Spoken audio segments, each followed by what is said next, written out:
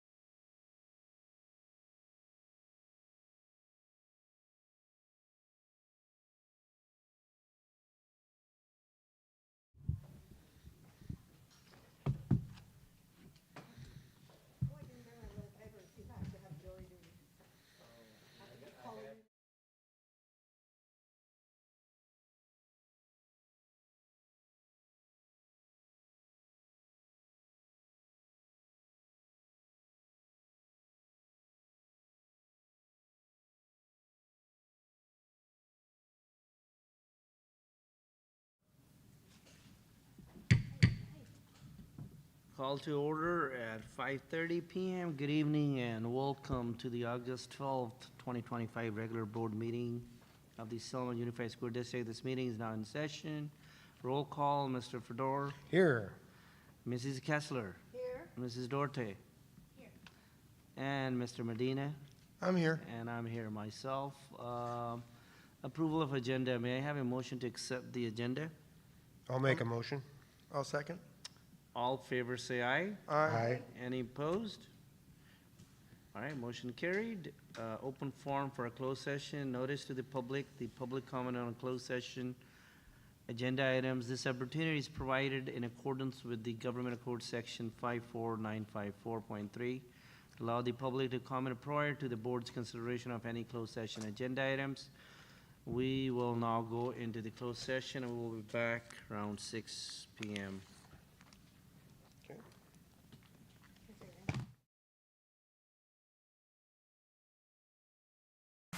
I like writing the most and reading. Why is that? Because I love reading in 2 languages and I love writing in 2 languages.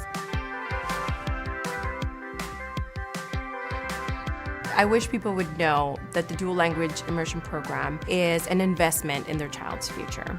It is giving the child the gift of biliteracy, the gift of knowing the value and the beauty of diversity in other cultures and the different people that surround us.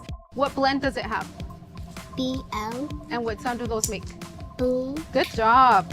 El valor de la inmersión dual es que estamos reconociendo el idioma que ellos ya traían como una habilidad muy valiosa que les va a poder ayudar en su futuro. Eso significa que ahorita en la escuela están desarrollando el idioma a otro nivel, que en otras escuelas no lo hay. It really does open up their doors to not only exposure to different cultures, but also like the academic rigor, where they're reading, writing, and speaking in 2 different languages. And it's not everyday vocabulary, it's academic vocabulary, and I know sometimes it's intimidating because it's rigorous, but they're able to do it. Podría ser construir. Es un verbo.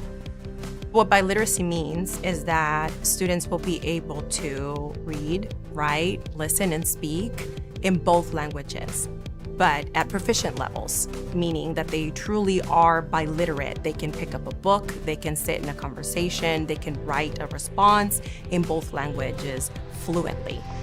Everyone. We have many studies that have shown that students in dual language immersion are able to access different parts of the brain, which enables higher levels and deeper levels of academic achievement. So we're talking about 5th, 6th grade. That's when you start to see them attaining higher levels than their monolingual peers. It feels good because I can help my dad talk English because he comes from Mexico and he only knows Spanish.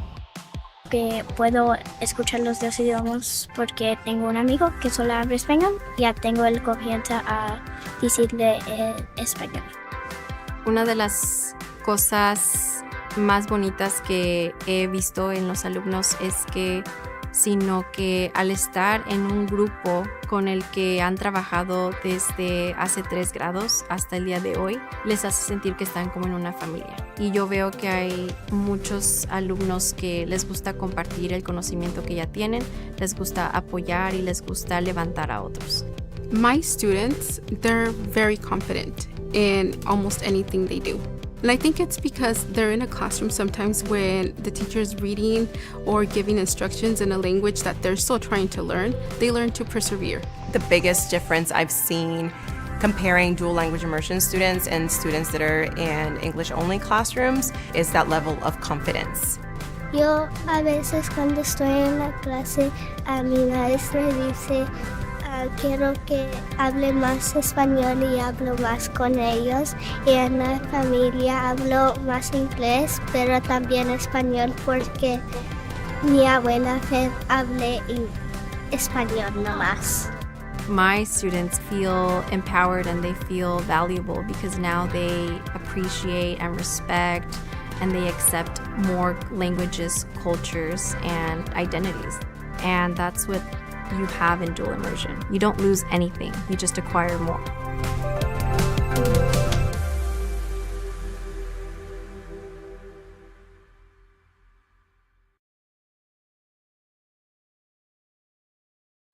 At Selma Unified, we're more than a school district.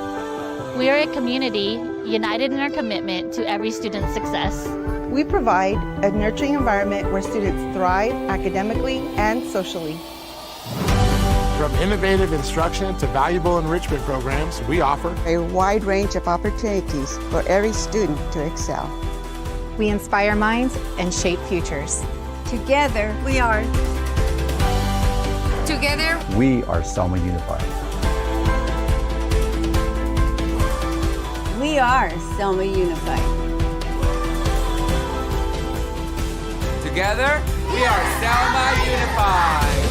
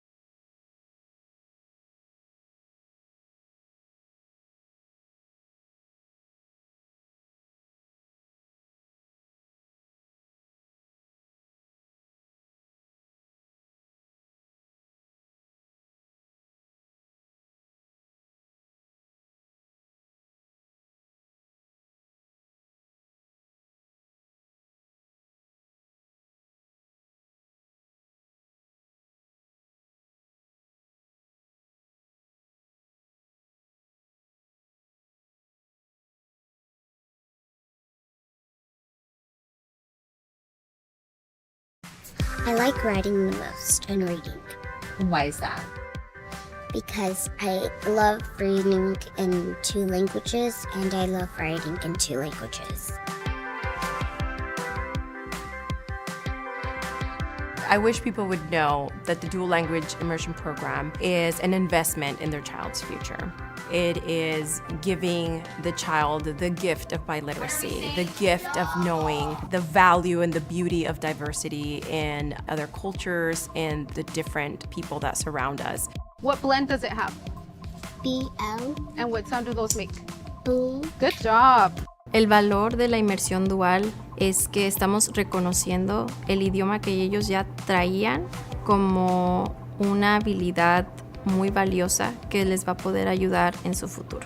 Eso significa que ahorita en la escuela están desarrollando el idioma a otro nivel, que en otras escuelas no lo hay. It really does open up their doors to not only exposure to different cultures, but also like the academic rigor, where they're reading, writing, and speaking in 2 different languages. And it's not everyday vocabulary, it's academic vocabulary, and I know sometimes it's intimidating because it's rigorous, but they're able to do it. Podría ser construir. Es un verbo.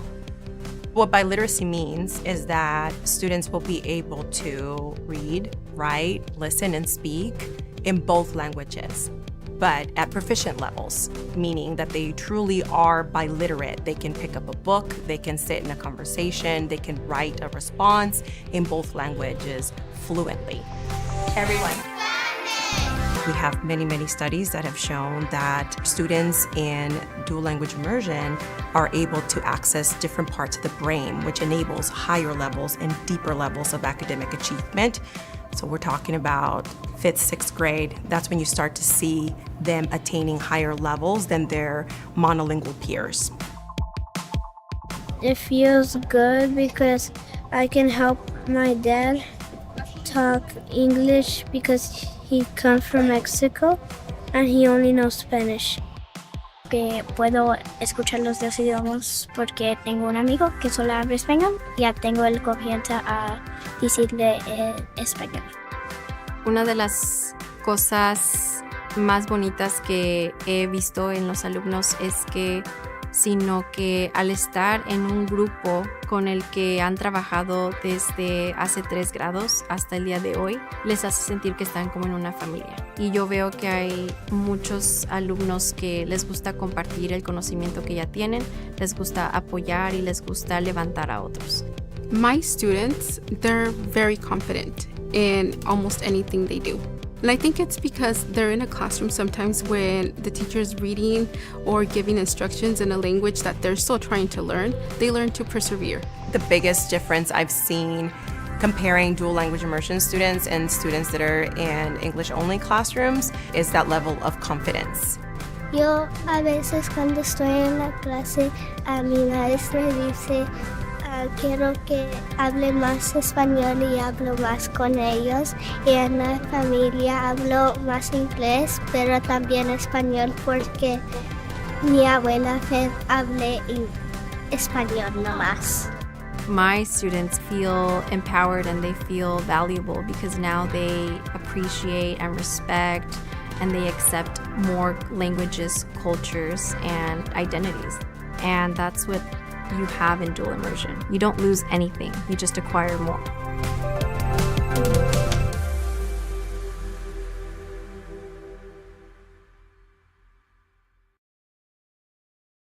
At Selma Unified, we're more than a school district. We are a community united in our commitment to every student's success. We provide a nurturing environment where students thrive academically and socially. From innovative instruction to valuable enrichment programs, we offer a wide range of opportunities for every student to excel. We inspire minds and shape futures. Together, we are. Together, we are Selma Unified. We are Selma Unified. Together, we are Selma Unified.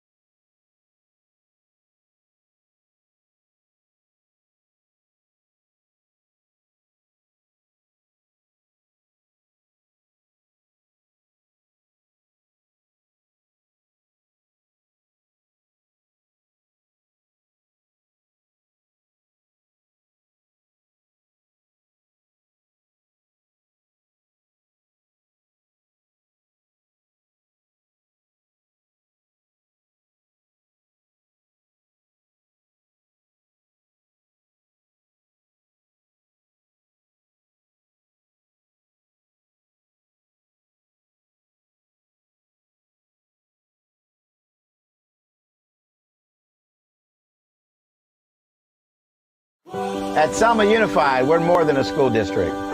We are a community united in our commitment to every student's success. We provide a nurturing environment where students thrive academically and socially. From innovative instruction to valuable enrichment programs, we offer a wide range of opportunities for every student to excel. We inspire minds and shape futures. Together, we are. Together, We are Selma Unified. We are Selma Unified. Together, we are Selma Unified.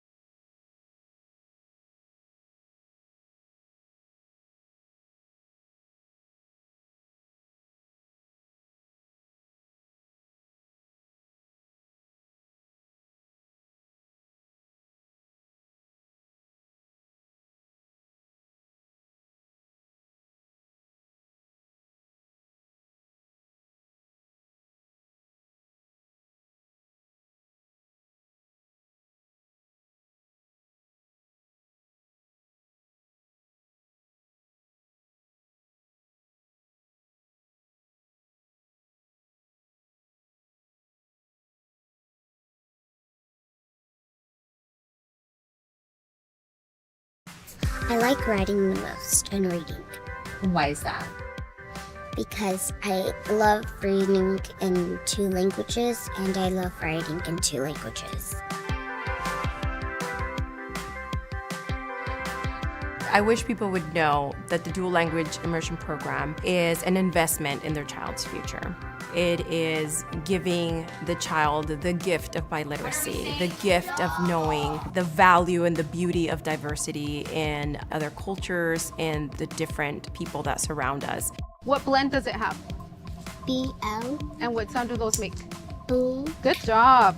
El valor de la inmersión dual es que estamos reconociendo el idioma que ellos ya traían como una habilidad muy valiosa que les va a poder ayudar en su futuro. Eso significa que ahorita en la escuela están desarrollando el idioma a otro nivel, que en otras escuelas no lo hay. It really does open up their doors to not only exposure to different cultures, but also like the academic rigor, where they're reading, writing, and speaking in 2 different languages. And it's not everyday vocabulary, it's academic vocabulary, and I know sometimes it's intimidating because it's rigorous, but they're able to do it. podría ser construir. ¿Es un verbo? What biliteracy means is that students will be able to read, write, listen, and speak in both languages, but at proficient levels, meaning that they truly are biliterate. They can pick up a book, they can sit in a conversation, they can write a response in both languages fluently. Everyone. We have many studies that have shown that students in dual language immersion are able to access different parts of the brain, which enables higher levels and deeper levels of academic achievement. So we're talking about 5th, 6th grade. That's when you start to see them attaining higher levels than their monolingual peers. It feels good because I can help my dad talk English because he comes from Mexico and he only knows Spanish. Que puedo escuchar los 2 idiomas porque tengo un amigo que solo habla español y ya tengo el confianza a decirle español. Una de las cosas más bonitas que he visto en los alumnos es que sino que al estar en un grupo con el que han trabajado desde hace 3 grados hasta el día de hoy, les hace sentir que están como en una familia. Y yo veo que hay muchos alumnos que les gusta compartir el conocimiento que ya tienen, les gusta apoyar y les gusta levantar a otros. My students, they're very confident in almost anything they do. And I think it's because they're in a classroom sometimes when the teacher is reading or giving instructions in a language that they're still trying to learn, they learn to persevere. The biggest difference I've seen comparing dual language immersion students and students that are in English-only classrooms is that level of confidence. Yo a veces cuando estoy en la clase, a mi maestra dice, quiero que hable más español y hablo más con ellos. Y en la familia hablo más inglés, pero también español porque mi abuela habla español nomás. My students feel empowered and they feel valuable because now they appreciate and respect and they accept more languages, cultures, and identities. And that's what you have in dual immersion. You don't lose anything, you just acquire more.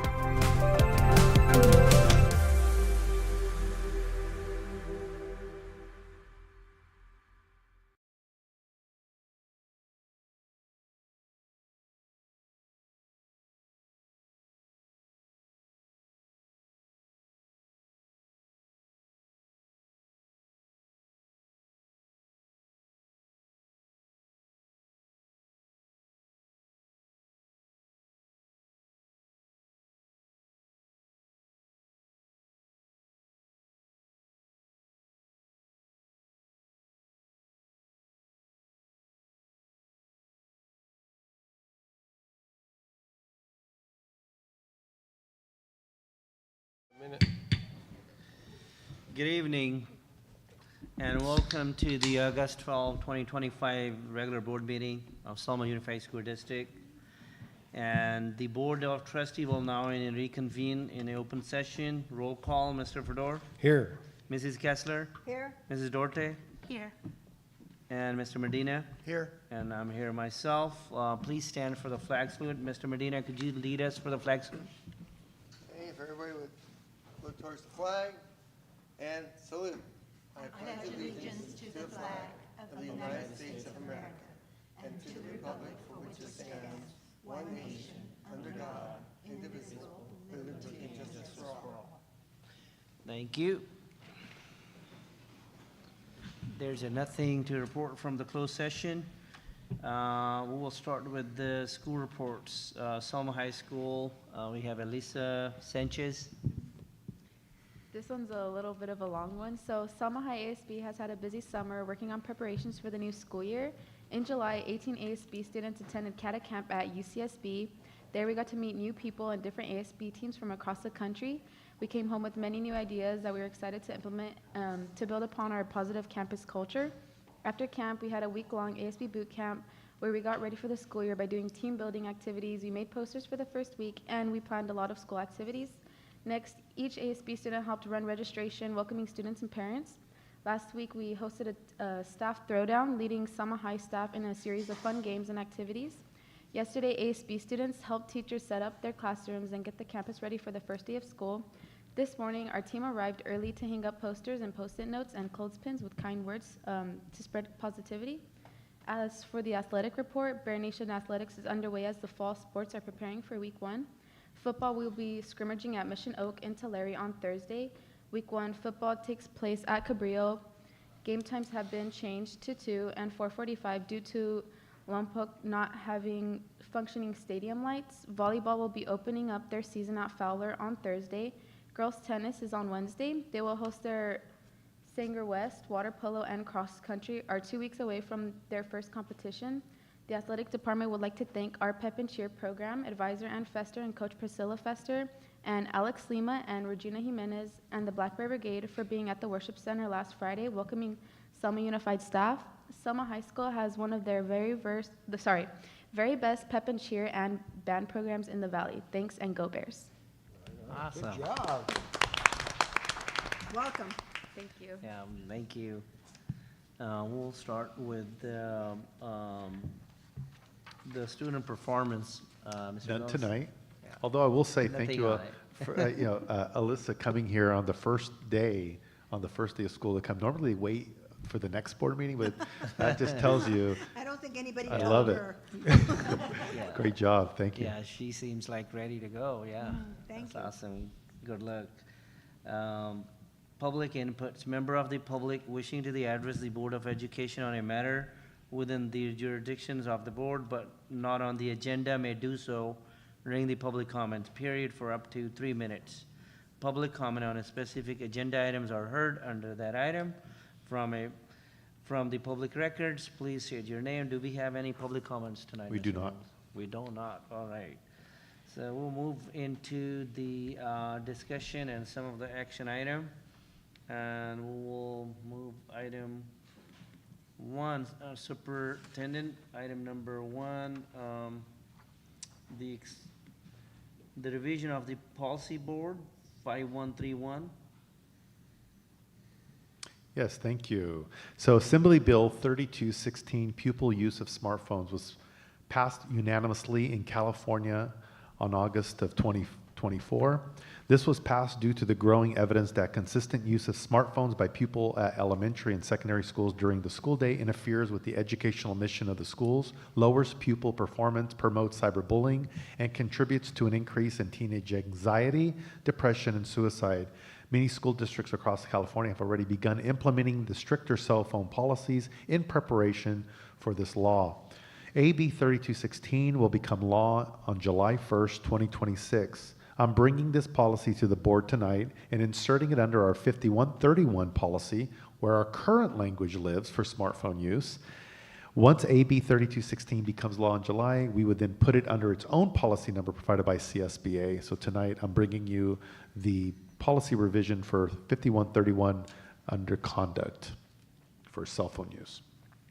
So for the general public, it might be wise to relay what that change is going to be, because I know the original part was one sentence, and just kind of give either an overview of what the new language is going to be within the policy we already have, or verbatim, whichever your choice is. But I think it's important for parents to understand it, because it sets a tone for the rest of the district. This is what the policy is. This is what the steps are, so there's no confusion.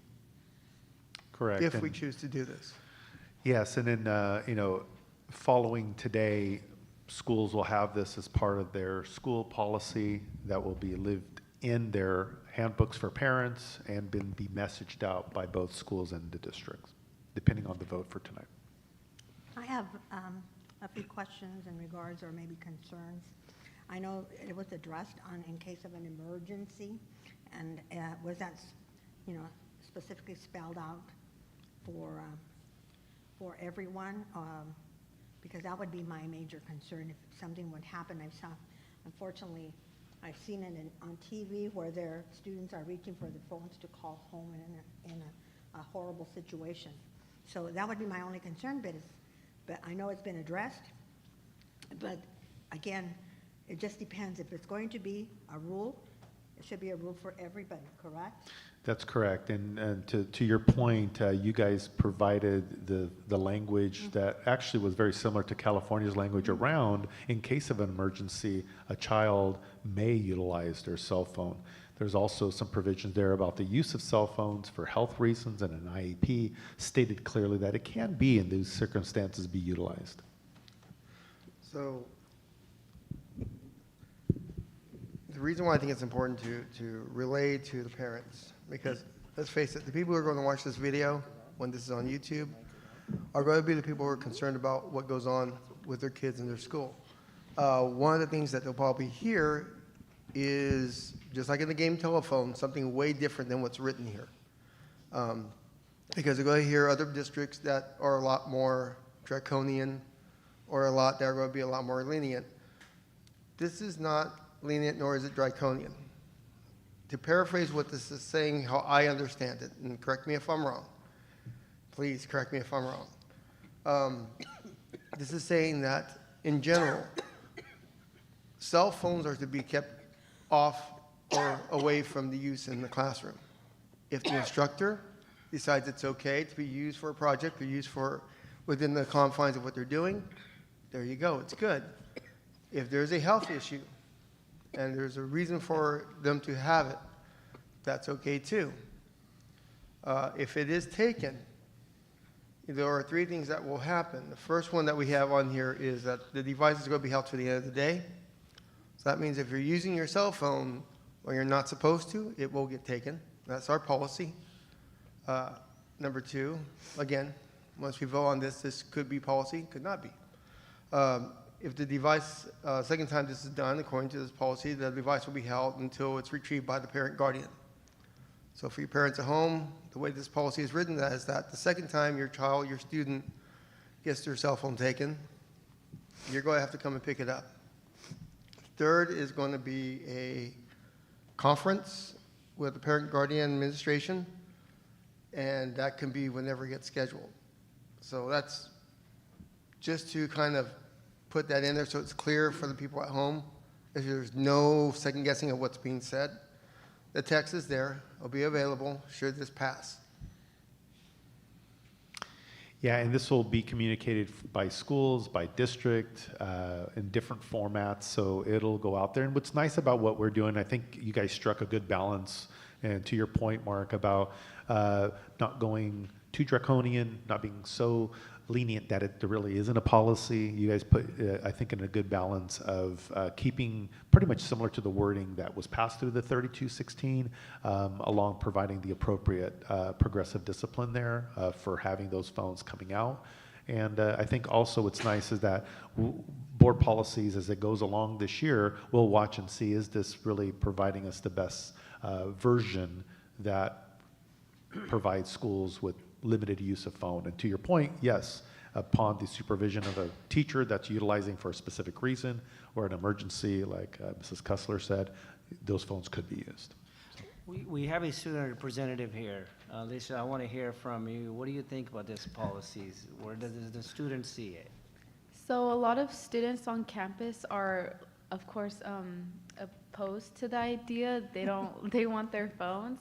Of course, they understand limiting the use inside of classrooms. We see it as disrespectful, of course, and it may cause distractions. However, outside of classrooms, they don't see why they shouldn't use their phones. And yeah. It's been interesting because I've been asked that question, what are my thoughts on what was coming up tonight? And it was not only from adults, but from students, little students. I thought that was interesting because even very young students have phones now. So it's a very common thing, and that would be probably how we handle the discipline on is how effective it will be for all students. And I'm assuming we also, because I remember back there was also some kind of a policy or rule about even for staff on using cell phones at work and that kind of stuff. So because the staff is the example, so we want to be the example for the students as well. All right. Is there any other questions from the board? Yeah, I hate to put you on the spot, Mr. Lane. Didn't you do something? Because remember, but because a school site can be more restrictive than this, but they cannot be less restrictive. How, in your experience when you were at the junior high, how did that go? Because you had something similar, didn't you? Do you want me to approach? Could you? Oh, Mark's handing me a mic back here. All right. Is this okay? Karaoke. So a couple of different questions there. At the middle school, we didn't have any issues with it. We were able to eradicate cell phones in, I'd say, 2 to 3 days.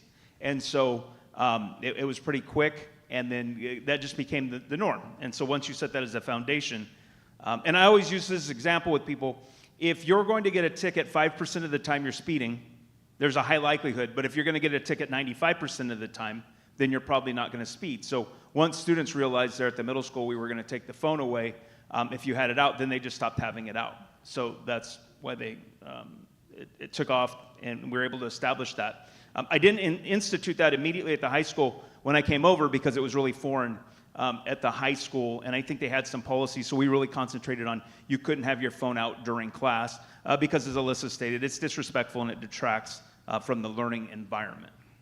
On the academic side, did you see any effect? Well, yeah, I mean, test scores went up, but I think the other effect that we saw, especially at the middle school, was that the amount of students that engaged with one another, and they weren't looking down the whole time and looking at their phone. And that, middle school, it's an awkward age as we're all, trying to figure different things out, and so it caused more students to engage with one another.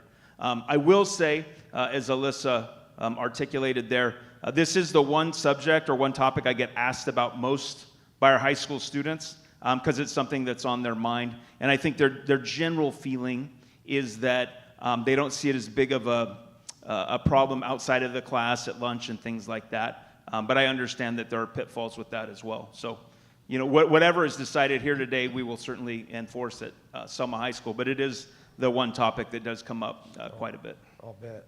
Thanks for letting me put you on the spot. My pleasure. Which he brings up an interesting thing, and I think we might have touched on it a little bit, because it could be different at the high school versus at the elementary. So is it going to be universal all the way through? It's universal. And one thing I will say, if folks listening or anyone in here, if you go to the actual docket language of the AB 3216, you will see all of the evidence provided by the legislation for all the states that have implemented it prior, by all the health officials who have done numerous studies on the use of cell phones and within schools and businesses. And then you'll see the different countries that have instituted this for many years, who then show the difference in how students are performing. So there was a lot of evidence and work done by the legislation of California, and the public can go and read it. It's out there. And there'll be a law in July 1st of 2026. Is that when this is going to be implemented? Or No, it'll be implemented now in this version. And then, like Mr. Lane mentioned, you at schools can actually, and Mr. Fedor mentioned it also, they can actually make it more strict. They have that right to do that. They just can't make it more lenient. So what we've passed now has become the bottom, or the base in a sense. Well, for I everyone. guess we can always come back and revise also, if, or tweak, whatever. So the state law that's going to come into effect, the base that they have on it, if we went with that, as I read it, it sounded a lot worse. It was like they didn't want anything in there. They give us the right to, as school board, to decide where it's at. So it's kind of a rock and a hard place. And in governance, we kind of have to sometimes make those decisions. I know there'll be students that don't like it if this goes through a certain way, because they feel it's a little bit of a violation of their privacy and their trust. It's not so much about trust right now. It's more about how can we provide an atmosphere that's as fair as we can when the state wants to implement something that we may or may not agree with. And that's kind of the line that we walk as a board. That's kind of a line that we walk as a district. And I am not one that likes banning things. The fact that we give the ability for an instructor to allow the use of phones is good, because everything's changing. We have more AI in place. Most people access their AI through their phone. That's a tool they're going to use the rest of their life. So this is one of those things where we have to really look at it, and is this the best thing we can do? I read the verbiage on it that we have. I'm okay with it. I can't say I love it, but I'm okay with it. It's better than some of the other alternatives I've heard other people do. Yeah, and I think Ms. Kessler was heading that conversation into where I was going to finish this off, is that, this is not one that's built by Selma Unified. It is a law. We are just adjusting to that law, and then we could adjust. We just can't adjust below what the law allows. So we'll go through this, and we'll be fine. And a lot of other districts will use it, and we'll work together. But I think in the end, and I've seen it too with what's happened in our district in places that it's more strict. It does create better, important socializing that's needed. It improves the classroom. And I've seen it in places in my lifetime where it was used all over the place, and it was not good. There is and I believe the evidence of it could really lead to damages for kids. Absolutely. So. Yeah, no, in my opinion, I think this is the great laws. That's me. And as a parent, I have a kid sent to school, and I see the kids and misuses phones all the times in the classrooms and so forth. So something to be implements this law is going to improve our performance of our students, and well as for the teachers. And yeah, there is AIs and all that stuff, but the teachers have everything access to it. And we have tablets, we have everything, and they could use that in the classrooms for education purposes. All that's included in the same policy, so it's not just cell phones, tablets. and Everything, yeah, but the schools owns those tablets and. they Communication can- devices. Yeah. Smart For the watch. personal. Smart watch, thank you. Is there any other questions from the board or public? If not, may I have a motions to accept this agenda item? This item 1, board policies. I'll make a motion to accept board policy as written, 5131, conduct. I'll second that. All right, all favor say aye. Aye. Anybody opposed? All right, motion carried. All right, we are moving into the ed services. First item, expanded learning program, ELOP, summer session update 2025. We have a speaker, Trissa Deptero. Yes, thank you. I would actually like to invite Yolanda Jimenez-Reese, who will be presenting on behalf of Teresa DePedro, to the podium to share a summary of our summer session. We also have a few staff members, Rebecca Wilkin and Shar Jones, who will also share their experiences of the summer session.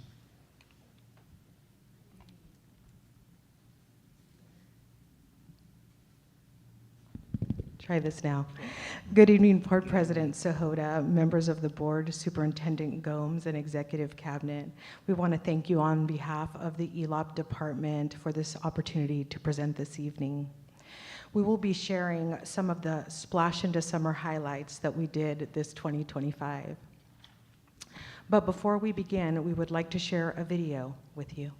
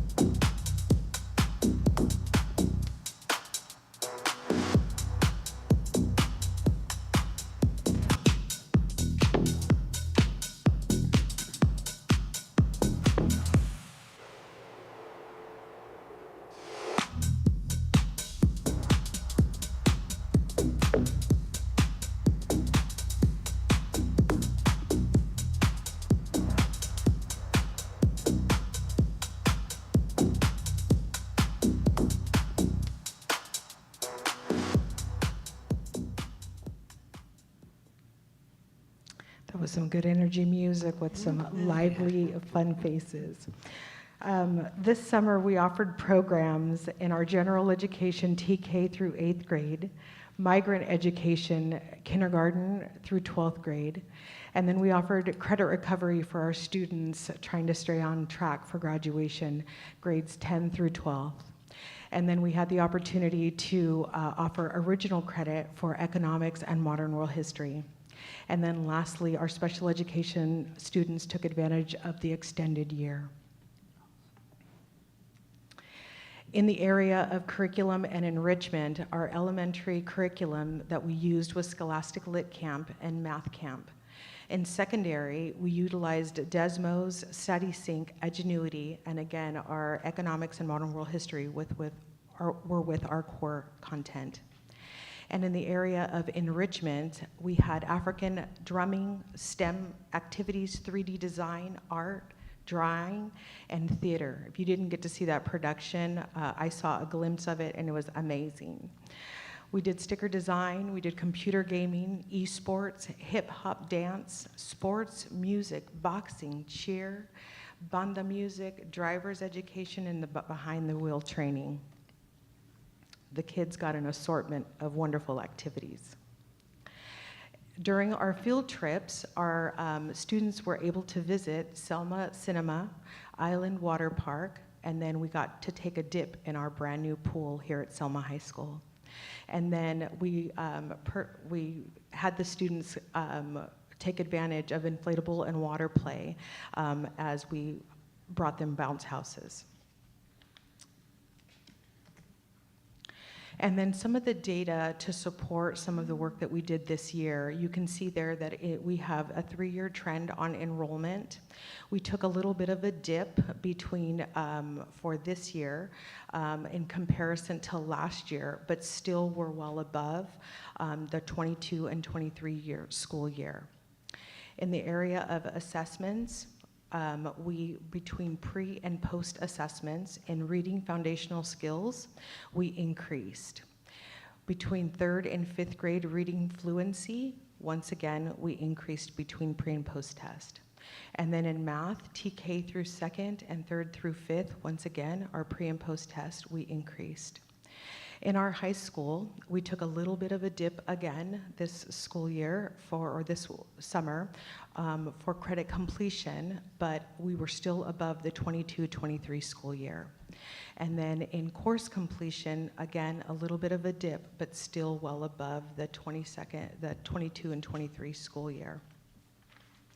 And I will also add that I'm happy to report that we had 160 students that are not pictured on this diagram here that earned original credit coursework. And so we had 67 of that 160 that got original credit in modern world history, and then 93 of them were seniors who completed economics. So that was 465 credits, and those are original credits that students are coming into this school year already completed.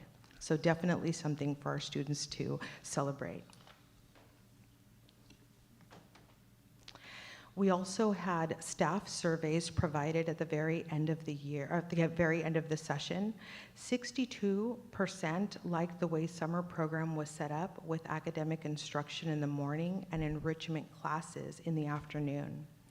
100% said that the overall learning and social climate was good and that site administration was supported throughout the program. And then 80% were satisfied overall with the summer program. And there were 15 responses. And then for our family survey, we had 46 families respond, and these were the following highlights. 76% agreed or strongly agreed that the summer program was a positive educational opportunity for their child. 80% agreed or strongly agreed that the summer schedule was convenient. 80% agreed or strongly agreed that the child enjoyed their summer school experience. I would now like to welcome our 2 summer school staff to share their experiences this summer, Mrs. Jones and Ms. Wilkins.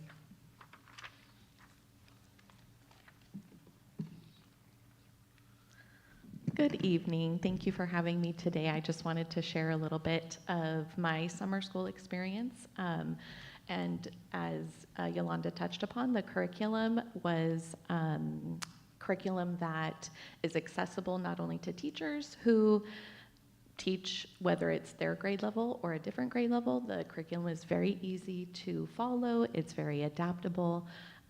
For students as well, it's very accessible. I did see growth, as she touched upon with the data. I saw growth with, I believe, 96% of my students, if I remember correctly.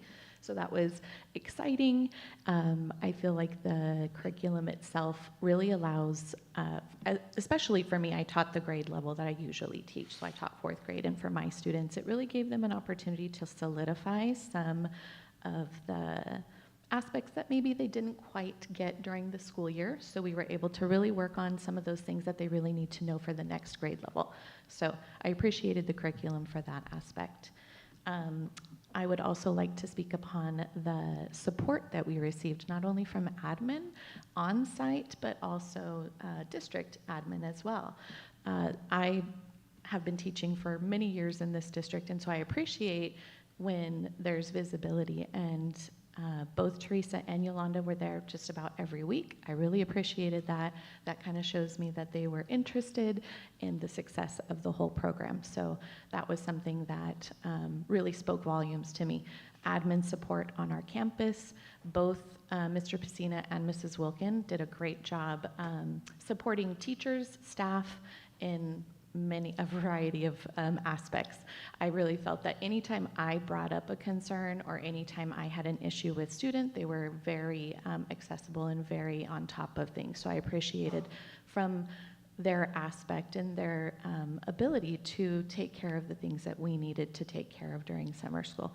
Another thing I wanted to touch upon was just the special things that we did for our students. We had field trips, we had Friday special treats that they looked forward to. So not only are they continuing on in summer school, but they get to look forward to some things throughout the week. The last thing I wanted to touch upon was the schedule change. I've taught summer school before, and I've done some of the other sessions as well, and I really appreciated the large block of time that I got to have with my students. That allowed me to really create a strong classroom culture where we are there for working and learning, and we also get to enjoy some downtime and some things that we get to look forward to. So in my perspective, the summer school program is very beneficial for our students. They get to look forward to coming to school, having a schedule, getting to do some fun things, and also really, on our part, getting to solidify some of those concepts that they really need to have for the next grade level. So thank you again for letting me speak tonight. Thank you. Good evening, I am Rebecca Wilkin. I am currently the ALMS program manager, and I had the wonderful opportunity of being the principal at Roosevelt for summer school. It was an amazing summer filled with exciting learning opportunity as well as joy. As you saw in the video, we had field trips. TK second really loved the field trip to the movies and talked about it the whole day. We had the drama team club come out, and they did the Shrek performance for all of our students, so that was really, they even stayed longer so our TK second grade could see it after their field trip. So really some great learning opportunities. We had amazing dedicated teachers who really brought learning to life. They did STEM activities, art activities, one class in specific, every day they read outside. To get 5th graders to want to read, you gotta have something a little bit more special, so he would take them all out, they'd go in a circle, and they would all read together.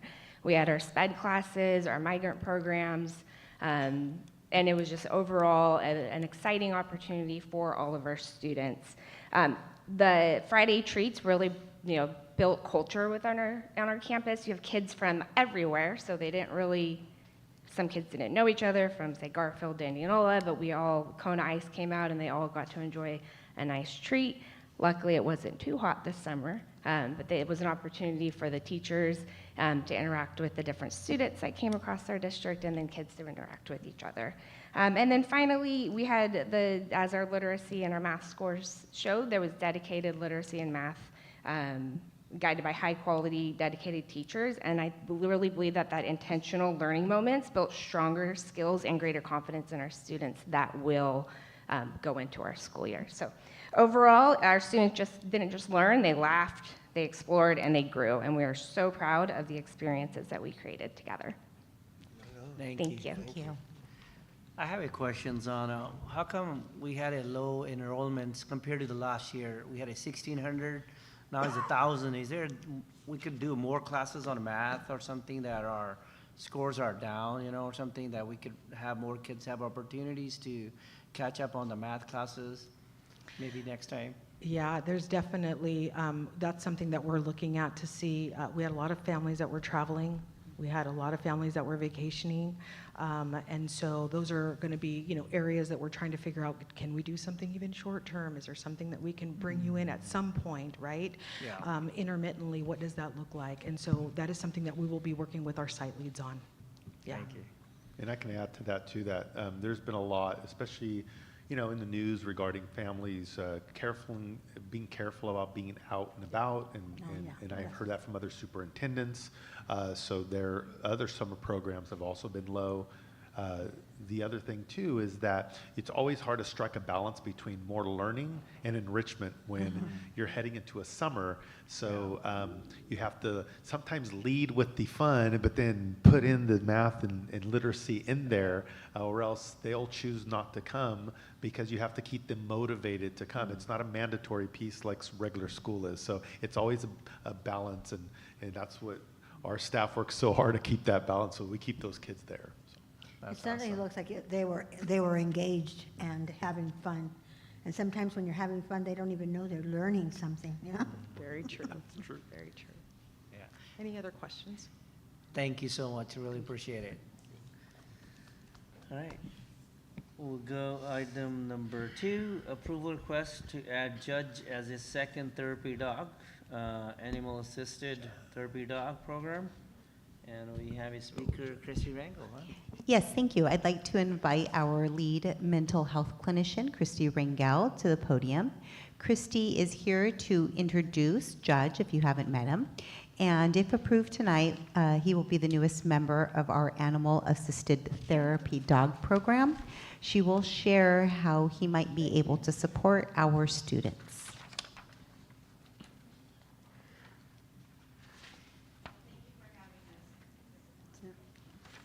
Not on.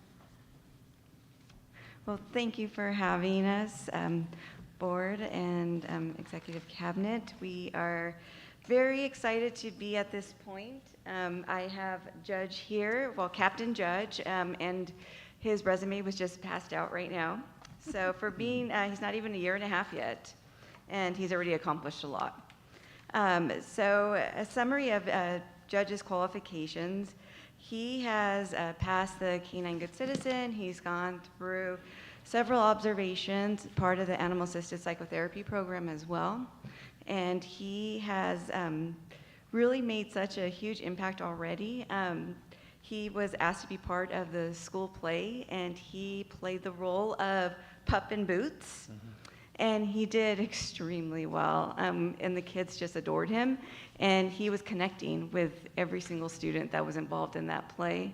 The production was amazing, and every student from, I want to say, I think it was like second grade to 12th grade, they were feeling a little anxious, and in between scenes, he was there already comforting them and providing them that emotional support.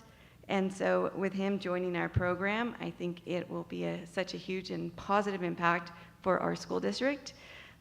With Jeter retiring, Scout taking the lead, she's going to need that support because we are in high demand as we are mainly at the high school. However, during the play, the students were mentioning at the elementary level that I need to make my rounds and go over there more. So I said, okay, I am going to do my best to make my rounds, and Judge will be visiting and providing some SEL lessons as well, and he'll be working with kids on my individual caseload.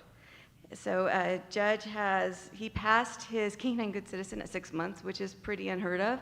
So he is a quick learner, so he is a miniature golden doodle. And I think Scout, even though she doesn't want to, she's been a great mentor to him. And I think with Jeter retiring, the kids have, they call him a little big Jeter because he does resemble Jeter a bit as well. And listed are his certifications and the trainings that he's been involved in so far. And he has a really calm temperament. As you can tell, he was just sleeping right here with us. And he is a miniature golden doodle, so this is the biggest he will get, so he's 31 pounds.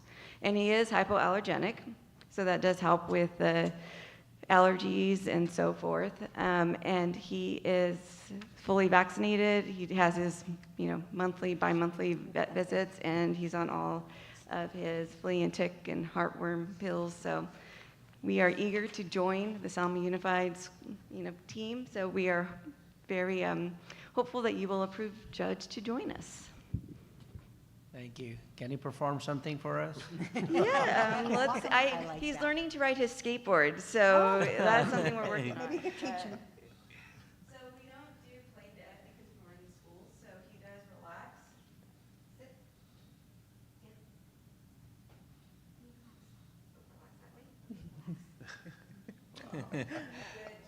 Good job. Oh. Very cute. All right. Hello. But he's already working on his puzzles, so everything Scout does, he's trying to keep up with her. And so, yeah, he's been really great, so. But he's up, he's certified, passed his last observation, July 3rd.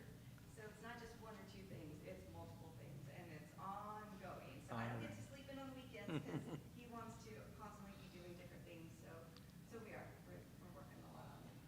So. Very Awesome. nice, very good. Thank you. Thank you so much. I guess this is action item. May I get a motion for this item? I would love to make the motion. Of course. I'd like to say something first, though. Go for it. I don't think it's any mystery that I believe in the program, right, and the animals. In fact, you'll notice that Scout is missing. Scout, I gave away today, so I'll need to get another one. Gave it to a student and said, he's running around campus, watch for him. So I believe it's a vital part, and so I'll make a motion to this. I'll second. All in favor say aye. Aye. Anybody opposed? All right, thank you. Motion carried. Yay! Thank you, Christy. Welcome, Judge.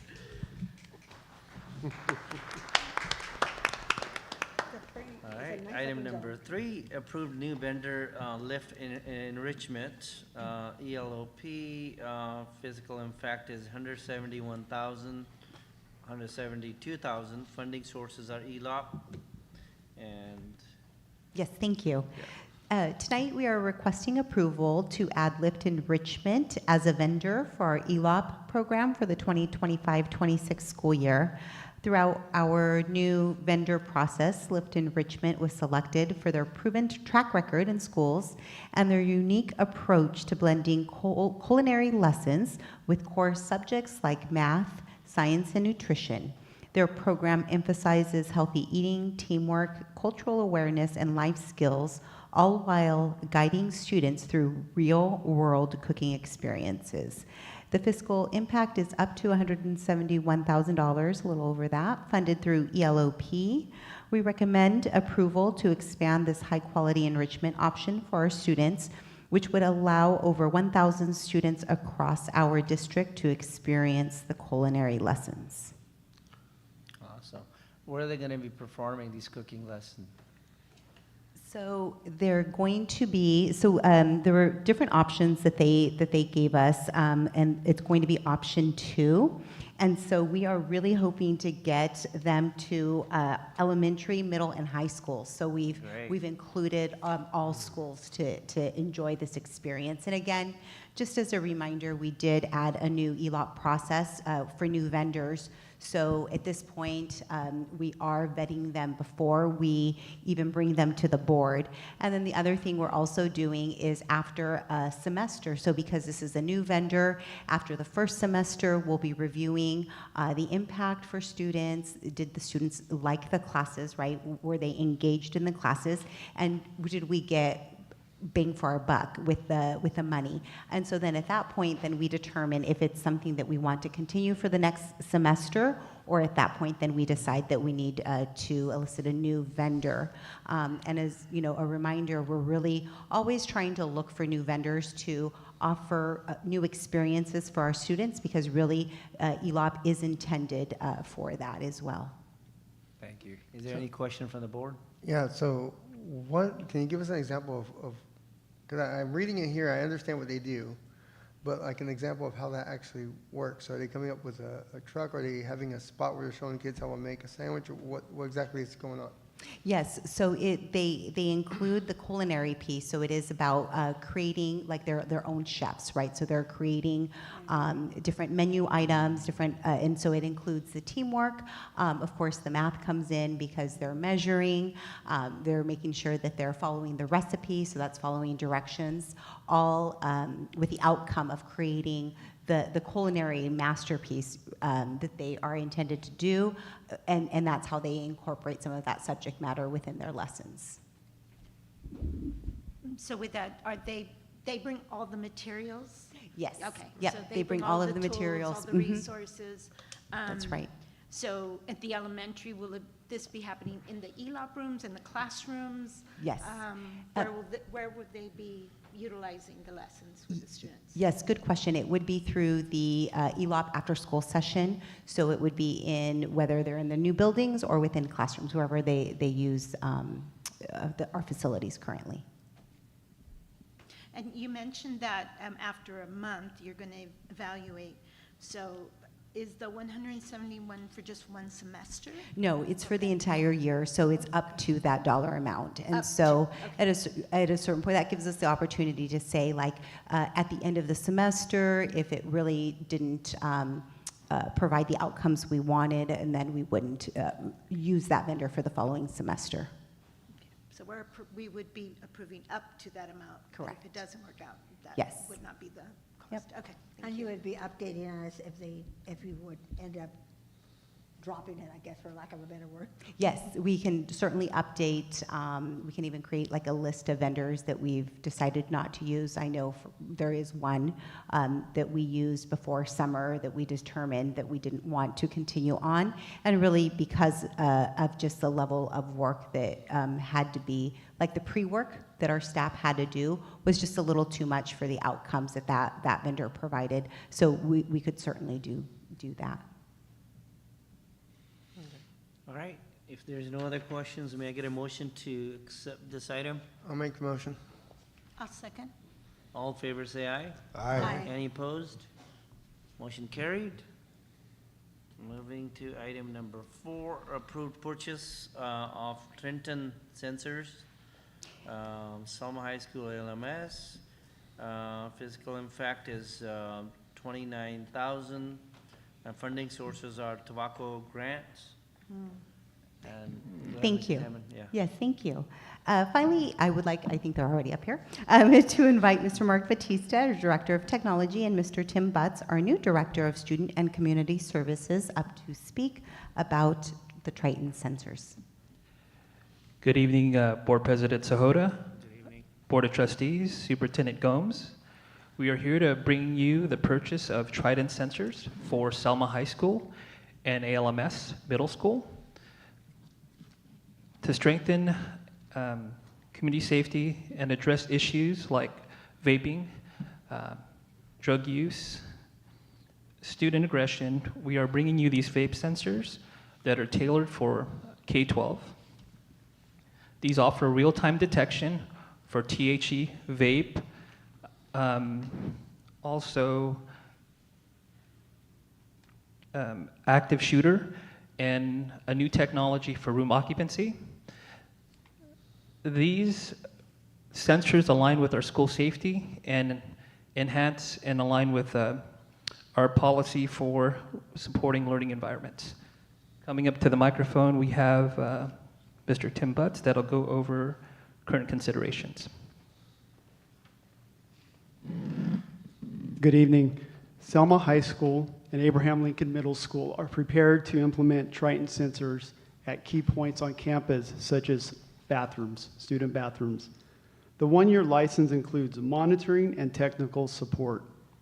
The highlight of this product, they will alert admin on campus or designated staff in real-time situations in an effort to provide interventions that align with their discipline policies. A detailed quote is attached for your review. The fiscal impact is $29,658. The funding source is from the tobacco grant, which is from the California Department of Justice. And our recommendation is for the approval of the Triton sensors. Thank you. Thank you. Seems like this is a great program, the sensor. Don't we already have in the bathrooms? Yes, we currently field vape sensors, but these offer additional capabilities that our vape sensors don't have. So with technology, things grow and get better. Then not only are they better at detecting vape THC, but they also offer room occupancy. So in an event of a THC alert or a vape alert, this will actually show room occupancy, which gives site leaders, SROs, the ability to actually monitor in real time what's going on in the restroom. So lessens the false positives that some vape sensors can present to environments like restrooms. What, oh, sorry. Go ahead. Oh, go ahead. So when you repeat what it is, a real-time, So these vape sensors use infrared and environmental sensors to actually track and monitor who's in the restroom. no, not actual picture, but you'll see the, like, if Yes, there's like a 3 little students, dot. 4 students. Yeah, like a dot. It's pretty neat. When you look at it, it's not an actual person. You can see like dots moving around. And what's neat about it, you can set the threshold in terms of when it alert you when you see 4, 5, 6 students, which is pretty incredible. So, And, oh, sorry, I have additional questions. So who will be alerted? Site admin and security officers. These are going to be, first phase is going to be for Selma High and ALMS, and so site administrators and SROs, similar to what we have now. And is that done through telephone, email? How immediate do they? All the above. We have through text and email, and they'll get the alert. And if you're logged in into the console or to the management console, you'll get an alert as well. So, I like the idea, but there's something I have to ask because it's bugging me in the back of my head. Sure. So you're saying it'll be able to tell occupancy. Mm-hmm. How is it going to be able to tell occupancy? It's either going to is it going to use a camera of some sort, whether No. FLIR, whether standard, or is it? No camera, so nothing intrusive in terms of camera or microphones. It uses infrared and motion to detect the occupancy there. So it's like the front porch light. Yes, but As everybody walks by, but yeah, obviously. more enhanced in terms of its technology. Okay. And I see that it's for the high school and middle school. Are we considering the alternative ed? Yes, that's going to be this phase 1. This is our phase 1 approach. We're going to implement it at Selma High and ALMS. Once we're completed with that, we'll go ahead and roll on to Heartland Alternative Ed. Now, are you going to consider that for this year or for the next school year? This year. Thank you. Is this students easy to take it out or something that is high-headed or how is it? Yeah, I would say it's located at the ceiling, so if kids can jump pretty high, they can get to it, or if they have something. But what I like about these vape sensors is that it has a tamper detection. So what's neat about it, it'll tell you when it's been tampered with. So alongside with the cameras we have in strategic places, we can timestamp when that sensor got tampered with. Great. Alyssa, you have anything to say on it? I don't think students should be opposed to the vape sensors. I think they'll just be more concerned of privacy in the restroom, but I'm sure with clarification, they should be okay with it. Did you say that it would detect an active shooter as well? Or no? Did I Yes, hear so wrong? it has, it can detect loud noises, aggression, things of that nature, and based off its software, it could classify if it's a gunshot or an aggressive, so if someone's yelling in there, it can detect that based off the software. So it's got shot detection, in other words. Yes. Okay. That's great. All right, if there's no other questions, may I get a motion to accept this item? I'll make a motion to accept. Either second? I'll second. All in favor say aye. Aye. Any opposed? All right, motion carried. Thank you very much. Thank you. Thank you. All right, we're moving into the business services. The final phase of district office furnishing, office depot solution, physical impact is 153,000. Funding sources are general funds. Yes, thank you. So over the past 3 years, we have gradually upgraded the furniture and partition systems in the district office through a phased purchasing approach. This method has allowed us to manage costs while addressing the most pressing needs first. The approach has proven effective in modernizing the office with minimal disruption to operations and has already improved workspaces in several departments. As we continue this effort, the next phase focuses on outfitting additional shared and public-facing areas to further streamline services and improve the public experience. Modern ergonomic furniture and customized partitions support better workflow, reduce clutter, and foster collaborative working environments across all departments. So we recommend that the board approve the purchase of the partitions and the installation and furniture for the district office. So this is primarily for installation and partitions? Installation and the partitions and the furniture, so like the desks. So it's not just the partitions themselves.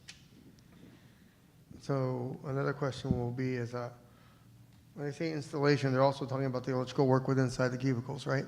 I'm sorry? They're also talking about the electrical work inside the cubicles, because a lot of these cubicles look like they're rerunning electricity. Yes. And how much have we spent so far? Because you said this is another phase of it. You know, I don't have the total here because it's been over the past 3 years. It was done in different phases. So unfortunately, I don't have the total cost right now. Is this something could movable?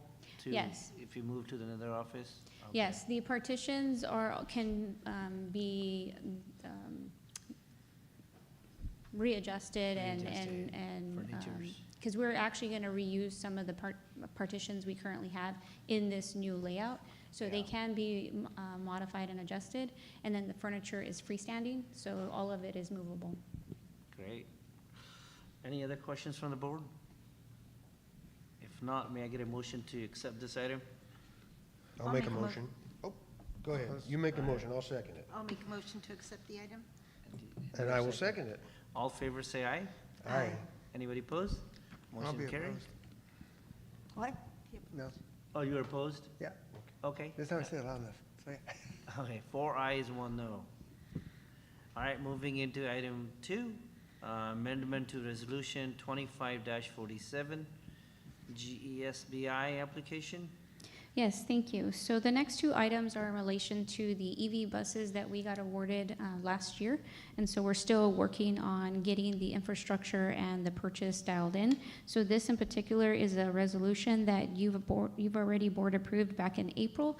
However, it didn't name me specifically as a signer. It said designee. And so the ZESB, which is the Zero Emission School Bus and Infrastructure project, required that it have my name identified. So this is an amendment to an approved resolution that you've already approved back in April. This is just adding your name. It's on just there. adding my name, yeah. All right, is there any question? I don't know. I'll make the motion. All right, is there a second? I will second. All favors say aye. Aye. Any opposed? Motion carried.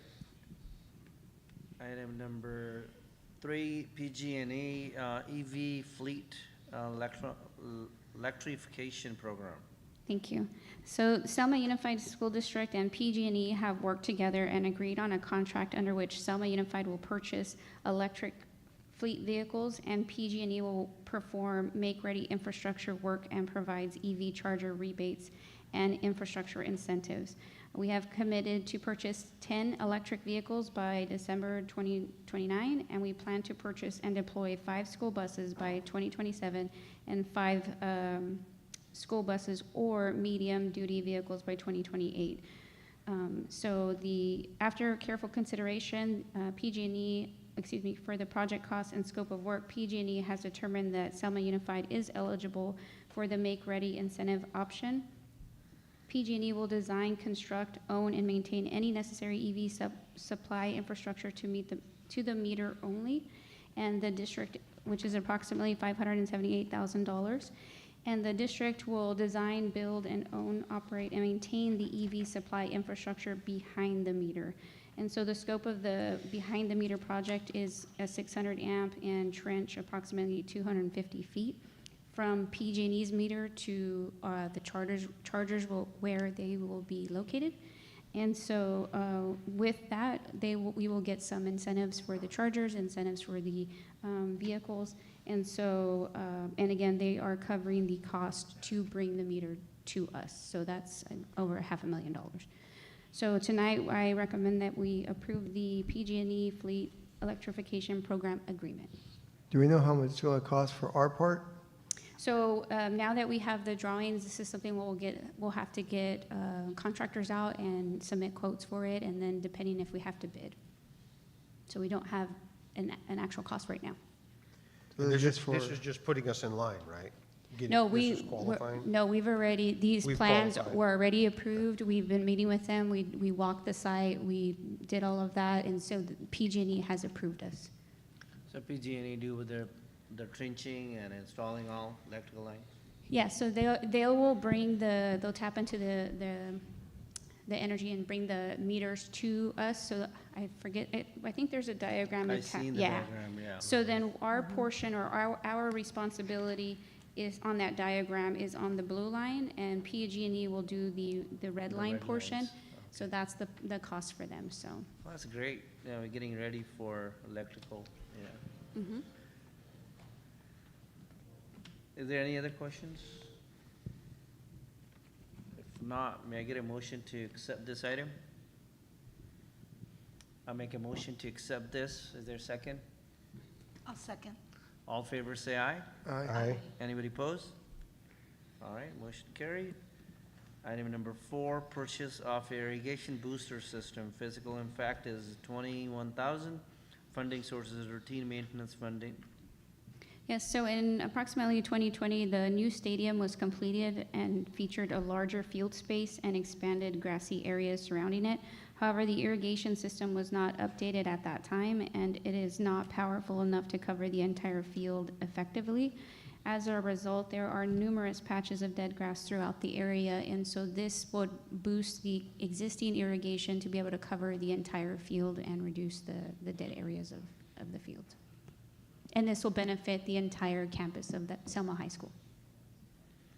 We did also include pictures in the in your packet to illustrate what we're trying to remedy. Is this including insulations, labors, and material, everything? Yes. Mhm. Great. I'm trying to see the picture right now. No, it doesn't come up. It takes a little bit, but it's there. So it's. Is there any questions from the So board? this is the area past the end zone, or outside of the actual field itself, or? I think there's various spots, and I'm sure Mr. Lane might be able to help me with specifics. I'll be happy to. We also have Randy, and he spends a lot of. Oh, there you go, there you go. There are dry spots. Yeah, it's not just outside the plant. Yeah. Okay. Okay. Covers a fairly large How is that? It's various sports fields that have the need. Put that in. It's a advanced system now. All right, if there's no questions, may I get a motion to accept this item? I'll make a motion to accept this item. Is there a second? I'll second it. Oh, No, you Go go. ahead. No, no. All right, Mr. Fluor has a second. All in favor say aye. Aye. Any opposed? Motion carried. All right, we're gonna move into facilities.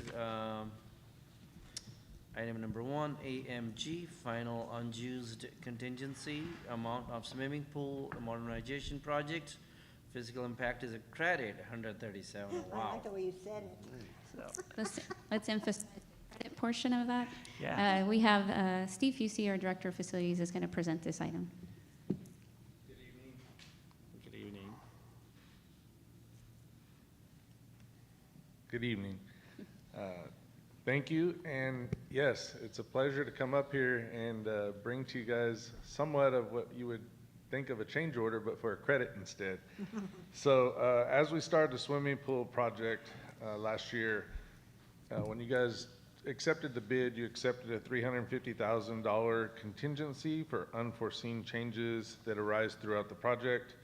And at the conclusion of the entire pool project and all the change orders and everything that came in front of us, we have a returning credit or unused balance that will go back into the bond funds of $137,000, or $137,008. And again, this is just unused of the money that was approved, so it's just not spent. So it's not really a credit, it's just we're not paying the full contract amount, so that's why it's considered to come back to you guys for approval. Yep, I didn't think there's any gonna be question. First ever money, I make a motion. Very exciting. Is there a second? I'll second. All in favor, say aye. Aye. Anyone opposed? That motion carried. Item number 2, MOT, final modifications of Durham Construction's contract for credit. Credit $1,242. Yes, so this is also pretty much the same thing that we had from the last project. We did have a pretty good sized change order midway through that you guys had approved, and there was no contingency in this project. But as we had a second change order that came up to faulty plan through the architectural firm that we were using, we had a change order for the elevation of concrete, therefore we had to remove some curb and gutter, and we had to put a roll curb to get our drainage elevations for water from the rainfall. And so that was a cost to us, but then we also, when we ran the fire system, it was supposed to go to the north side of the building, but it was shorter and cheaper to go to the south side of the building. So we had a credit there that was bigger than the cost of the curbing. So this is for $1,242 that would be credited back to us upon that charge. And also, these are some of the charges that we spoke to you about in the past, where we've found the architect to have some faults in his drawings and whatnot. So we're keeping a tally, and right now, just because of this change order for the curb that we had to change, there was also some restrooms and hand wash stations. So at this point, we're gonna go after the architect for approximately $9,388 at this time. But this is all for phase 1. As you know, phase 2 was the electrical portion that also got left out by the architect.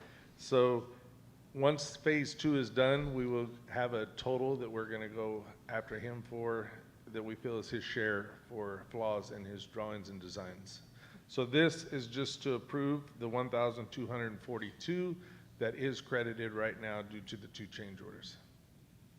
So this isn't the 9,000, this is something different? No, the 9,000 is what we have a tally going after phase 2 of the electrical. We will add to it for the other parts to go towards the architect. But this is just from phase 1, which was construction of the shop and the offices and break room and all the different things, fire system, all those things that went into the actual building portion of it. All right, is there any questions from the board? If not, may I get a motion to accept this item? I'll make a motion to accept. Is there a second? I'll second. All right, all in favor say aye. Aye. Anybody opposed?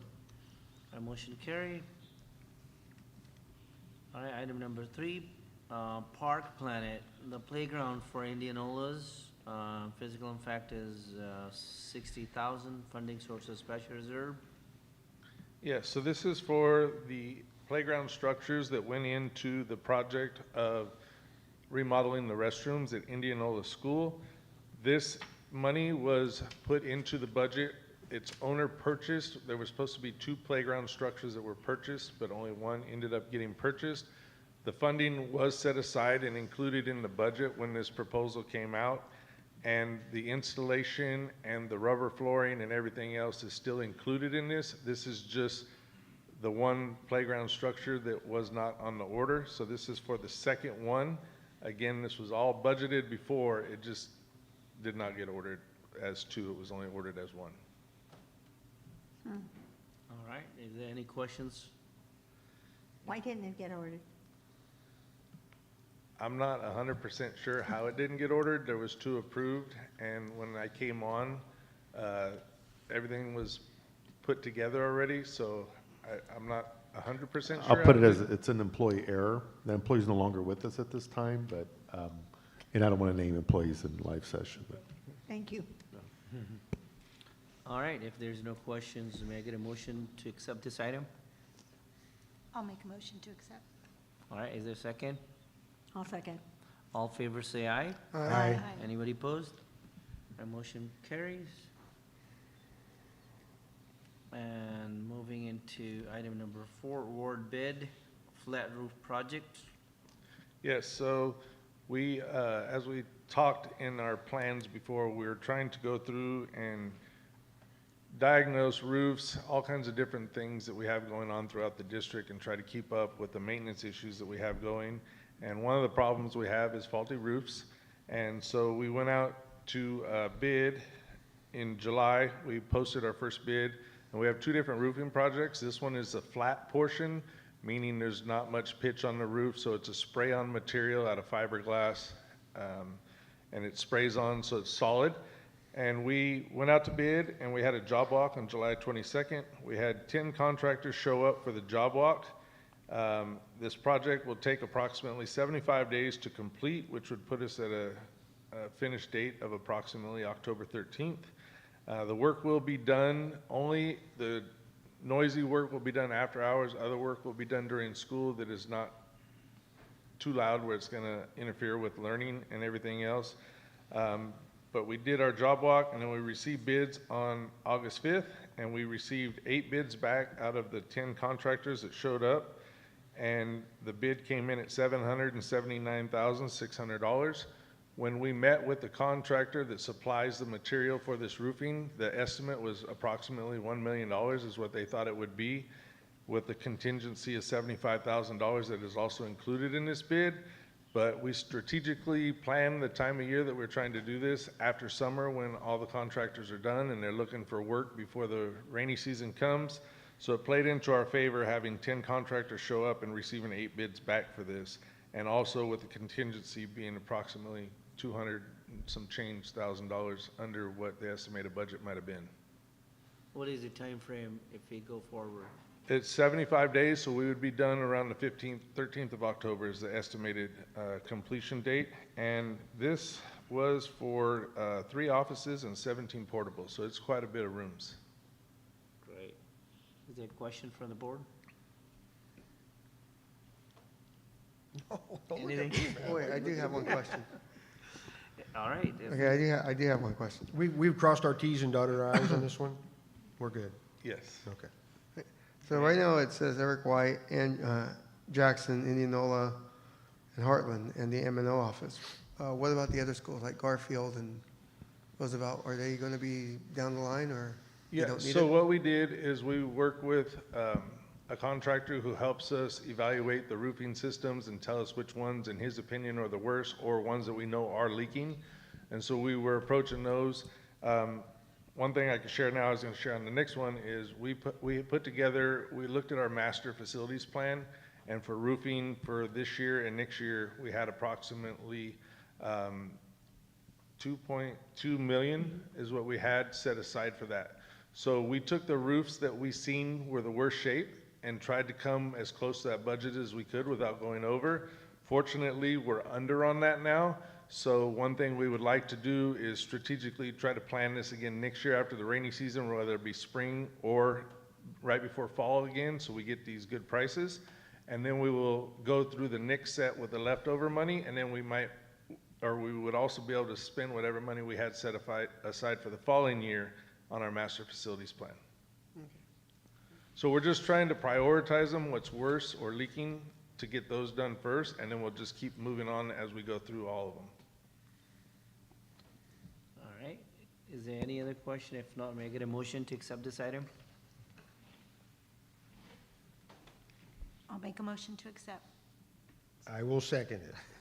All in favor say aye. Aye. Anybody opposed? The motion carries. Okay, award bid, asphalt single roof project bid results. Yes, so this is also, we did the job walks on the same day. So July 8th, we did a job walk, and this one is specifically for Indianola School and Eric White School.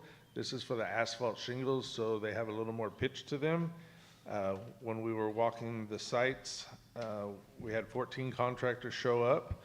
And after we walked the sites, there was a couple RFIs that we had to answer. And one of the problems was at Indianola, there is asbestos in the roof, so we have to include abatement in this to remove all the asbestos. This project was estimated at $850,000, and it's also going to take approximately 75 days, so the time frame would be pretty equal with the flat roof project. And then this work for anything that's like the removal and reinstallation is all included in after hours in this price, so that we're not interfering with learning time during the classroom due to noise. We ended up getting 7 bids back out of the 14 contractors that showed up. We also have the $75,000 contention in here for unforeseen dry rot, anything underneath that we don't see till we get there. And this bid came in at $655,000. So this one was close to almost 200 under what the estimated bid was too from this contractor. Sorry? The lowest bidder is $649,500. I'm sorry, $649,000. Yes. Okay, thanks for clarification. So although there was a small amount between first and second bidders, the biggest difference is the highest bid that we received on this one was $300,000. So the bidding process does save significant amount for the district. And in the previous bid that you just approved, the difference was almost $500,000. So between these two, in doing the bidding process, it saved about $800,000. So this one's $649,500. Yeah, the second bid was $655. I was trying to say how close they were, sorry. Yeah. So they Thanks. found asbestos? They found it at Indianola. Just in the material. It's up on the roof, so it's exposed, or not exposed, it's just in the actual material. So just because of that, we had to have it abated. Yeah. All right, yeah. Are there any questions from the board? Thanks for that, including the bids results in there. Kind of makes me more sense. So. Yeah, the first 3 were really close on this one. A Yeah. couple of the other ones. There was a couple of companies that come from down south LA area that bid on it because they were looking at the other project. But the 3 that are the top were local people from Merced to, I think, Tulare. Great. May I get a motion to accept this item? I'll make the motion. Is there a second? I'll second. All in favor say aye. Aye. Anybody opposed? Motion carried. Item number 6, Heartland change order foundations for a new building. Physical impact is $118,000. Funding sources are bond funds. Yeah, so this project began back in 2021, and in 2022, July of 22, the district purchased 1 classroom through American Modular, which is 30 by 32 classroom building. And when that purchase was made, the concrete foundation was included in the purchase price. Then on December 23 of 2022, the district was questioning about a restroom and another classroom building, and then they were purchased in January of 2025, or January 25th of 2023. So at that time when they were making that purchase, American Modular said that because it's already been close to a year before it's going to be installed, with all the rising prices in concrete, that they had to reimburse the district for the concrete for the first building, and they were going to exclude it from the other 2 buildings. And again, this was in 2023 that this was approved by the district, and AMS, the builder, knew about it, but no one had informed the architect of the changes at the time that this was going on. So when we went out to bid, none of us were aware of the changes until we got ready to stop the buildings to come, and we asked about the foundations, and then they told us what had happened, that when this was signed off 2 or 3 years ago, that nobody informed the architect. So this is just for the foundations for the 2 buildings that are purchased and the restroom that's purchased. They're already built. They've been sitting there for over 2 years, so they're excited to get them out. But this change order is just because a couple years ago, whatever communication went on just didn't get to the architect, so it was not included in the bid plans when we went out to bid for this project. These modular buildings were brand new, we bought it, or? Yes. I spoke to Mr. Gomes in regards to this. I found it very interesting. I said, who was it, because I said, who was it that was supposed to tell the architect? Who? Well, whoever signed the contracts I know would it have. wasn't you. I don't think there was nobody that's in this room right now, but. Yeah, that's what Mr. Gomes had said. Yeah, it was But just whoever signed the contract at the time of the change would have had to notify, since my position wasn't here then, whoever that was would have had to notify the contractor of it. Well, I hope that it never, ever happens again. Well, That you to- forget, that the foundation is forgotten, you know? Yeah. Well, and plus our projects now, as we're moving forward, we're starting them and finishing them. Like I say, this one's going on almost 4 years since they So, started it. just a dumb question, because so if a building's bought and the architect gets the drawing for the building, and the architect's looking at the drawing of the building, in no point does it ever flash through that guy's mind or that lady's mind that there should be a foundation for this building to sit on? Well, because of the Question first building included it, the assumption was, the phone call was, hey, we ordered another restroom and classroom, so we want to add it to the plan. Can we fit it in? He said yes. So he fits it in, assuming the pad was going to be there like the first building. Tells the district, yes, we could squeeze them in. So they order it, but then never called them back and said, hey, they excluded the pads. We have to add that to our project. Okay. What is the typical life of these modular buildings? We always putting so many everywhere. Well, the modulars aren't too old, so I don't think there's really a lifespan on these yet, but they have been proven so far better than portables, and some portables are. Yeah, with the nice The foundation. relocatables, they're supposed to last 5 to 10 years. They're going on 50 years at some districts, so. Wow. Yeah, the difference is, these have the stucco siding and everything else like the new ELOP rooms. So they're very similar to these, it's just a different manufacturer. The one difference is the floor is a little thicker. Instead of 4 inches thick cement, it's 6 inches, so they're a little heavier. But with the exterior and everything else, the stucco outlasts the T111 siding for sure on the portables. Yeah.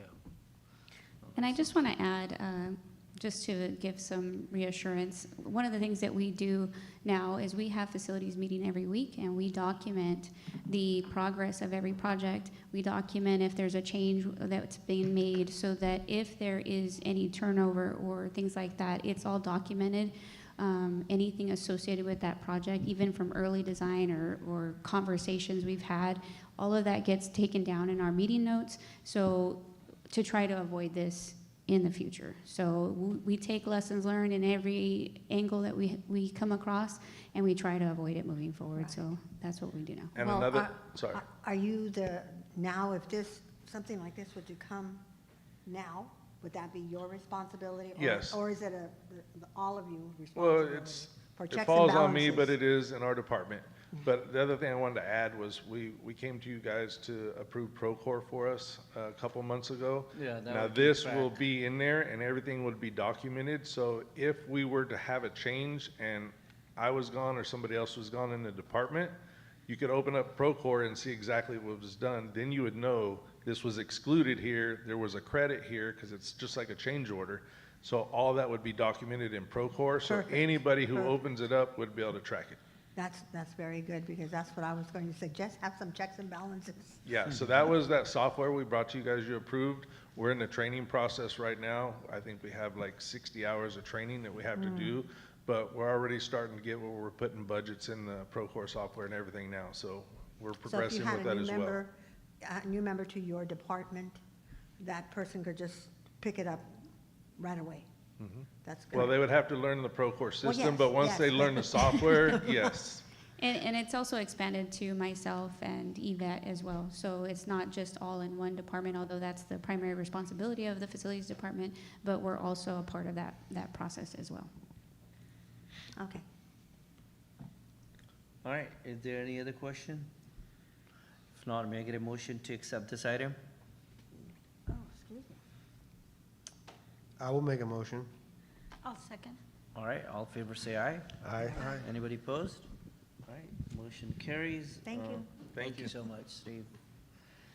We're moving into the human resources. Item number 1,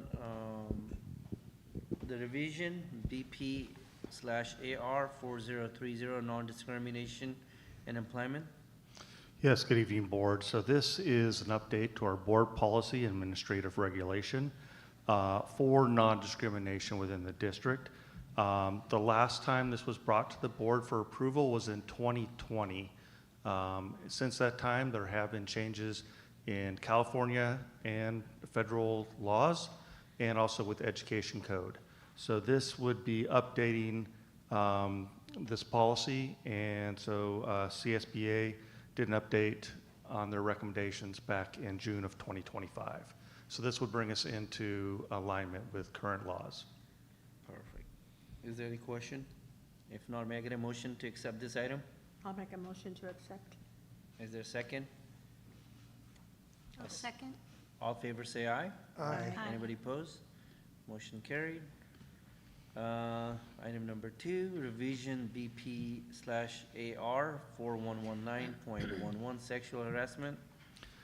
Yes, thank you. So this one also, the previous Board Policy and Administrative Regs really go along with from the discrimination with our sexual harassment. There have, again, been updates in California and federal laws and ed codes. In fact, with some of our federal laws, they've reverted back to the 2020 on Title IX, but there have been updates with other language. And so again, this was previously approved in 2020, and CSBA in June of 2025 came out with new updates and recommendations. And so this puts us again in that alignment with federal, state, and current ed codes. All right, may I get a motion to accept this item? I'll make a motion. Is there a second? I'll second. All in favor say aye. Aye. Any opposed? Okay, motion carried. Thank you, Board. Thank you. All right, we're moving into consent agenda. Items listed under the consent agenda are considered to be routine and are acted by the Board of Trustees in one motion. There is no discussion of these items before the board unless a member of the board, staff, or public requests a specific item to be discussed and or to be removed from the consent agenda. It is understood that the administration's recommended approval of all the consent items. Each item on the consent agenda approved by the member of the governing board shall be deemed to have been considered in a full adopted as recommended. Any questions on the consent agenda? I have an item. Would it be appropriate just to expand on one of the items? You have to Under pull it. You have to pull the item. Which Pull the item? item. Not a discussion, but just an expansion of one of the conference attendance, and just since math You have is to a- pull it. Pull You that have to- item, then we- we'll just, we what vote on number both is and it? then- Okay. Yeah. What number is it? 10, conference attendance requests. Okay. And again, I'm not asking, I'm not opposing, I No. just, No, more that's okay. information. But that, Okay. yeah, that's fine. Yeah, is there any other item that needs to be pulled out? We will, then we will vote on the rest of the item. May I have a motion to approve the I make a consider as motion to, presented? I'll make a motion to accept as presented with the exclusion of Number 10. number 10. Is there a second? I'll second that. All in favor say aye. Aye. Anybody opposed? All right, conference attendance request. Go ahead. Yeah, and it was just a question, again, I do not oppose. Discussion. It's more of the 57th Annual NCSM Conference, so I looked it up just to see what that was. And it is a math conference that I believe Raquel and Ms. Karina Diaz are attending. And since math is a focus, just wondering what the plan is for implementation once, you attend the conference. Absolutely. So this workshop was actually recommended by WestEd, which, as you know, a couple of board meetings ago, we approved the project, the Math System of Measurement project. And so this is really in alignment with the work that we'll be doing with WestEd. One of the opportunities that we see are the different sessions that they're offering. So for example, one is on accelerating student learning. Dr. Diaz works with our math intervention team, and so we will be bringing back that information to ensure that whatever the new initiatives, the new research shows on how to better accelerate math learning can be implemented with our math intervention teams. In addition, there's another session that is all about ensuring that our leaders really know how to guide the work with math instruction. And so again, with that session, it's coming back and really increasing the toolbox of our leaders to ensure that what they're seeing in classrooms is really in alignment with where we're going and where we need to go with our math instruction. And so just looking at all of the different sessions, it really is that trainer models where we will go learn the new initiatives and the new research and be able to apply it not only within the West End project, but also with our site leaders. And then also with our curriculum, we are continuing professional learning with our new math adoption that we have in K-5, and along with Desmos, which is also a newer adoption for our 6th through 8th grade teachers, and so that will also be incorporated in that. Thank you. All right. Now we vote on that. Yeah, may I get a motion to accept this item? I'll make a motion to accept the item. Is there a second? I'll second it. All in favor say aye. Aye. Anybody opposed? All right, motion carried. Moving into the board reports. Who should we start with?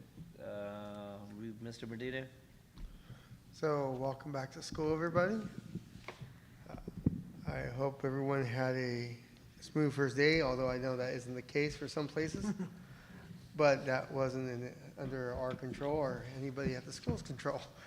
But everybody else, I hope you had a great day. It was hot outside, but most places, it was bearable. Aside from that, we had the welcome back breakfast. That was great. I know everyone else could probably elaborate a little bit more. And it's going to be a good year this year. Sure. As we move forward, remember, get your studies done as quick as you can. Enjoy your time. It goes by fast. That's all I got. Awesome. Go ahead. I'll start with, I'm going to have the opportunity the next couple of weekends to finish up the MIG training, so session 4 and session 5. Congratulations. So it was canceled, rescheduled, and now rescheduled again, so I'll be completing that the next couple of weekends. Thank you. And I've also had the opportunity to attend a couple of the back-to-school nights, and looking forward to attend the others this week and next. Great. All right, Mrs. Kessler. Well, I wanted to also welcome everybody back and have a great school year. I can tell it's going to be a great one. You can feel the energy, at least right now, the energy you can feel. But I attended the breakfast for welcome back or kickoff, and it was very nice. It's always nice to get everybody under one roof. It's a miracle. And it was nice to see people, talk to people, all full of energy, and wish them a great year, and hopefully it will continue that way, that positive manner that I saw that particular day. Yesterday I attended back to school at Eric White. I couldn't make it out to Wilson, and I would just suggest that they not have them on the same day, even if it's scattered times, just because of me, because I couldn't make it. But anyways, that would be just a suggestion for that. But last night at Eric White, everybody was excited, happy, very hot, very, very hot. But still, even with the heat, everyone was excited. Looking forward to a great year. And I just want to make sure that staff knows that we're here for you. That's great. Mr. Fedor? All right, where do we start? Welcome, Alyssa. Welcome. So this is going to be an awesome year. Welcome back, everybody. Hope you had a fantastic summer. I don't typically single, I love what everybody does, and I don't typically single out a group of people, but I need to single this group out. Campus aides. They rock. They're out there every morning. They're in the heat. They're in the wet, the cold. They're out there every morning. And so campus aides, hats off. You guys are fantastic. Got to go to the Welcome Back pep rally that we had last week. And then I got to go to open houses, right? Wilson, Eric White. It's just neat to see everybody getting ready, getting excited. The kids running around and showing their parents who their teacher's going to be. It's fun to see. And then this morning, getting to be at a couple schools as they started. I'd never been. I'm sorry, Mr. Lane, for never having been to the high school before. I'll be back. That was neat. The band marching around the hallway. I mean, it was a pep rally, you know. So just welcome back, everybody, and let's have a fantastic year. That's it. Great. Mr. Sahota, can I go back to one item I'd like to Go for share? it. I'd like to single out an individual today, if that's free. okay. I had an opportunity to attend leadership training that our superintendent presented. And I want to say, in my 30-some years in education, and half of that is in admin, I don't think I've ever seen a superintendent lead a leadership training to the depth that he presented. So I was very impressed and pleased to see that our superintendent was providing that professional leadership, professional learning to our site leaders. So Great. it's great to see. Yeah. Thank you. And from me, had a great summer, really enjoying it, and had opportunities to visit our FFA field trip with our principal, Mr. Lane, and superintendent. Had a great discussion, and hopefully we're working with the departments to improve it. And this is the hub for the agriculture, so really mean it, and I hope that our boards will help to grow more further and get this FFA better place. So I'm looking forward on that. Other than that, and we'll come back another year to the teachers and students, and best luck to all the students and teachers and administration staff, of course, and also welcome to the new staff members. New administration, I see a few people are new here, so welcome. Looking forward working with you guys. Our board is really great, and we are there for you guys. So thank you so much. And if there's no other business, I want to move to superintendent reports. Thank you. So happy welcome back to all of you, to all of our students, to Alyssa. Thank you for being here today. ABC 30 was out here bright and early today, 5:15, featuring live segments from myself, Selma PD, Child Nutrition, and our ALMS leadership students. It was a great opportunity to showcase the amazing work happening across Selma Unified and highlighting our students and staff. A huge thank you to everyone who participated as we kick off another exciting year. We're eager to continue building on our growth, our successes. This is going to be a fantastic year. So, also, thank you for all those who supported Eric White today. If you haven't heard, the power went out in different parts, in different cities, and it hit one of our schools pretty hard, Eric White, but our people came together. Our kids did not want to leave school even though it was warm. And people who are in this room, who are at the school site, families, parents, teachers, classified staff, everyone came together and made it work. PG&E right now are completing it because I just heard we have a green light on tomorrow. The air is back on. They changed up the transformer and just got the green light that we're good to go. So we'll be messaging out to our families and making sure families know to bring their kids tomorrow because school is back on, kiddos. So after the break of July, also you guys know that we have our Selma Unified Insider. It'll be arriving in mailboxes soon. It'll be an edition focused on welcoming back to school. And finally for tonight, back to school nights will be taking place over and over in the next few days, actually next few weeks. Thank you those who've gone to them so far. We've had Wilson and Eric White. And Eric White was a little warm last night, so but everyone did a great job. But it was really a fantastic back to school night, and I want to thank everyone here who was a part of it. And here we are, another year. Thank you. All right, that was a great report, and